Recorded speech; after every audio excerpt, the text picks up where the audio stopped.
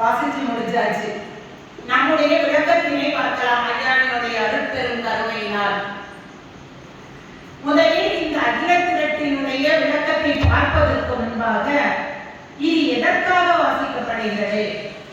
இங்கு ஐயா ஐயா என்று சரணாகதி தத்துவத்திலே நாம் வந்து வழங்கிக் கொண்டிருக்கிறோமே, இந்த ஐயா யார், அந்த நிலைப்பாடு என்ன, ஐயா வழி என்ன என்பதை ஒரு சின்ன முதற்கண் பார்க்கலாம்.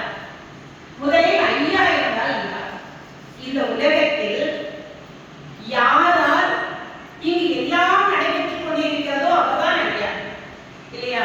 காலையில சூரியன் உதிக்குது, மாலையில மறையுது. இது அறிவியல் தோன்றுவதற்கு முன்பே நடந்து கொண்டிருக்கிறது. அதுக்கப்புறம் வந்து அறிவியல் வந்து என்ன சொன்னாங்க, சூரியன் உதிப்பது கிழக்கு, மறைவது மேற்கு, அப்படித்தானே கண்டுபிடிச்சாங்க.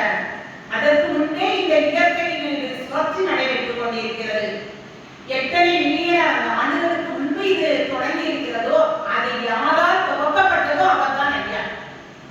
கடந்து நின்றாலே கண்டு கொண்டே நின்றார்கள். கடந்து நின்றான் என்றால் யார்? யாரால் இந்த உலகத்தையும் இவங்களையும் கடந்து நிற்க முடியுமோ அவர்தான் கடந்து நின்றார். கடந்த ஒருவானும் கண்டிப்பா கண்டீரோ, நம்முடைய ஐயத்தில் வரும் நம்மை பகவதியிடம் சொல்லுவாங்க, கடந்த ஒருவானும், கடந்ததுன்னா இவங்களுக்கெல்லாம் அற்பாற்பட்டது, நம்முடைய நினைவுகளெல்லாம் கடந்தது, நம்மால் நினைத்து பார்க்க முடியாத அளவுக்கு பழமையானது, தொன்மையானது அவர்தான் ஐயா. சாதாரண இதுதான் ஐயா, இப்படித்தான் இருப்பார் சொல்லிவிட முடியாது.